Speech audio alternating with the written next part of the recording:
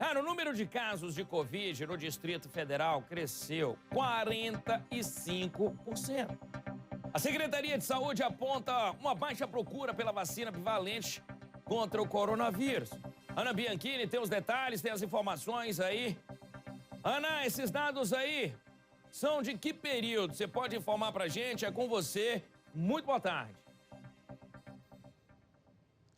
Posso sim, Fred. Uma excelente tarde para você, uma ótima tarde também a todos que nos acompanham agora no Balanço Geral. Fred, esses dados, esse aumento, na verdade, ele foi identificado nos boletins semanais divulgados pela Secretaria de Saúde nas 2 últimas semanas. O último foi divulgado no dia 3, Fred, e aponta aí uma diferença, de 256 novas pessoas infectadas apenas nessa última semana, quando a gente compara com o boletim epidemiológico semanal divulgado pela Secretaria de Saúde na semana anterior. Esse número, Fred, como você bem disse, corresponde a um aumento de 45% no número de casos de Covid-19 aqui no Distrito Federal. E lógico, Fred, que esse número, ele é um alerta. Hoje a nossa equipe aí teve a oportunidade de conversar com especialistas aí na área e ele explicou pra gente o seguinte, Fred, esse aumento, ele pode estar relacionado aí justamente com esse clima e esse período que nós estamos vivendo agora aqui na capital,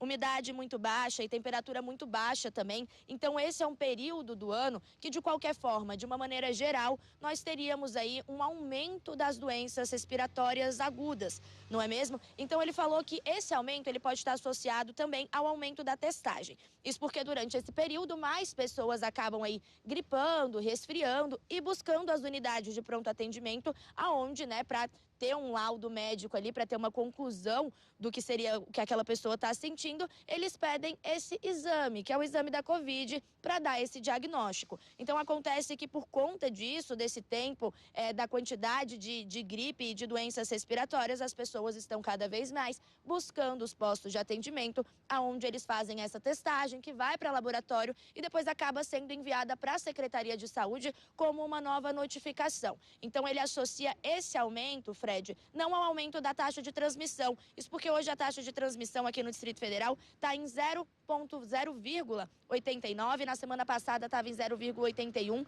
Então a gente teve um pequeno aumento, mas nada muito grande comparado aí quando a gente fala da taxa de transmissão. Mas quando a gente fala do número de pessoas infectadas, realmente esse aumento, ele é muito mais perceptível, ele é maior. O especialista explicou pra gente justamente esse ponto, viu, Fred? Que pode estar, sim, associado ao clima, essa questão sazonal aqui do Distrito Federal. Além disso, também o que acaba interferindo na quantidade de testes feitos nos prontos atendimentos e hospitais da região, o que acaba sendo convertido em novos números de infectados e por conta disso a gente conseguiu ver esse aumento. Ele também explicou, Fred, o seguinte, que houve um acúmulo também nesses dados por parte da Secretaria de Saúde e que por conta disso esse aumento parece ainda mais discrepante. A gente relembra, Fred, que desde o início da pandemia, desde 2020, aqui no Distrito Federal, mais de 910 mil pessoas foram contaminadas com a doença. Dessas 910 mil pessoas, mais de 11.800 pessoas morreram, para ser mais específica, 11.862 pessoas morreram infectadas com a Covid-19. É um número preocupante, é uma realidade triste, viu, Fred? Ainda mais quando a gente lembra que pouca parte da população tomou a vacina bivalente. Vacina essa que já está disponível aqui na rede pública do Distrito Federal, que pode ser tomada por pessoas acima de 18 anos. São vários pontos espalhados pela cidade em que as pessoas podem estar buscando essa imunização, porque é o que de fato salva vidas, É desse jeito, gente. Eu fico de cara, sabe, Ana, porque é um negócio de graça. Tá aí o governo todinho querendo melhorar a sua vida, cara. É só você ir no posto, não tem fila mais, chega lá, toma a sua vacina e vai embora pra casa. Quietinho, você tá protegendo não só você, mas a sua família, um idoso que tá na sua casa, uma criança que tá na sua casa, a sua esposa, o seu marido. Se ajuda, vai no posto aí. Ana, obrigado pelas informações, valeu mesmo, viu? 20h33, e aí você? Continua usando máscara, cara, mesmo com o fim da pandemia. Tem muita gente que acostumou a usar em determinadas situações, principalmente em casos aí de resfriado ou aglomerações. E segundo especialistas aí, faz bem, gente, pois o número de casos de Covid, como vocês viram aí, cresceu esses 45%. E Cris Otaviano tem mais informações, inclusive. Cris, muito boa tarde. Isso é preocupante. Lembrando, inclusive, que eu tenho visto muita gente aí com máscara, aqui na redação, inclusive. Vira e mexe aí, alguns jornalistas estão com máscara. 45% é um número muito grande, né, Cris? Boa tarde.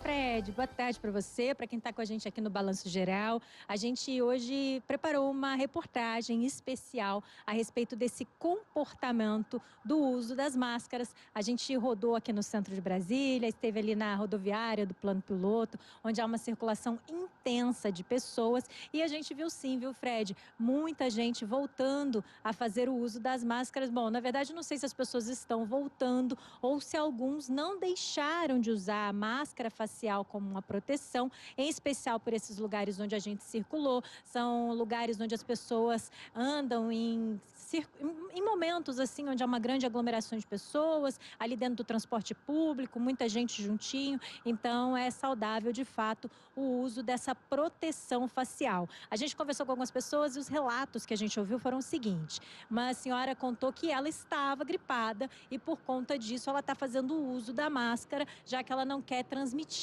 a gripe para outras pessoas por onde ela circula. Está aí uma atitude que é uma atitude também de cidadania, uma atitude louvável por parte dessa senhora. A gente conversou com uma outra moça também, que ela acabou de sair de um quadro de Covid. Ela teve Covid agora no final do mês de maio e ela não vinha usando a máscara, mas como ela teve Covid, o netinho e a filha, eles resolveram agora passar a usar a máscara quando saem de casa, em especial quando fazem o uso do transporte público. A gente conversou com uma senhorinha também que ela tem rinite alérgica, tal qual eu tenho também. Muita gente tem essa época, a rinite ataca, viu, Fred? E por conta disso, ela percebeu que quando ela tá com a máscara, ela não precisa fazer o uso de antialérgico, já que a Covid impede ela, por exemplo, de ter muita poeira no rosto. Isso, de alguma maneira, ameniza aí os sintomas da rinite. Diante dessas exposições das pessoas com quem a gente conversou, e teve mais gente que a gente vai colocar nessa reportagem, que você vai acompanhar aqui no jornalismo da Rede Record mais tarde, a gente também conversou com uma infectologista, uma profissional. Fred, ela falou o seguinte: quando você faz o uso da máscara individualmente, você tem esse quadro de rinite, você é uma pessoa que está nessa situação de ser uma pessoa mais delicada em relação à transmissão de qualquer doença. A gente está falando aí, por exemplo, quem tem o sistema imunológico mais baixo, quem é idoso, quem está acamado, quem tem câncer, quem é transplantado. Essas pessoas para elas fazerem o uso da máscara, isso é uma decisão individual extremamente importante, visto que essas pessoas, em qualquer circunstância, estarão mais expostas.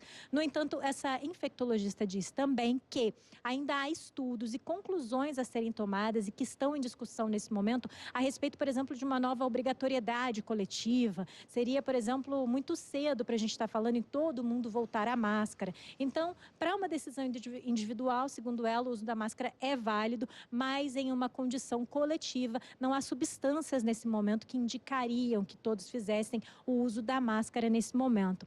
Ela também comentou um pouquinho a respeito desse último boletim epidemiológico da Covid-19 aqui do Distrito Federal. Ele foi divulgado pela Secretaria de Saúde no último dia 3, na segunda-feira. A cada 7 dias, a Secretaria de Saúde faz essa mensuração da Covid. Ela mostrou ali pra gente a curva de transmissibilidade. A gente falou muito disso aqui no Balanço Geral nos últimos anos. Quando ela está de 1 para cima, significa que a velocidade da doença está aumentando. Quando ela está de 1 para baixo, significa que está controlada a transmissibilidade da doença. Hoje o índice de transmissibilidade é de 0,89. Significa dizer que, pela Organização Mundial da Saúde, a gente não está com uma aceleração de transmissão da doença dentro do território do Distrito Federal.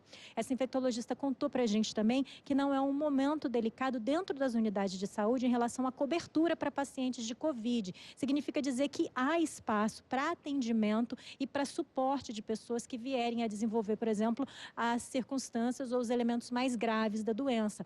Na prática, essas pessoas teriam leito de UTI, por exemplo, disponíveis, tanto nos hospitais públicos quanto nos hospitais particulares aqui do DF.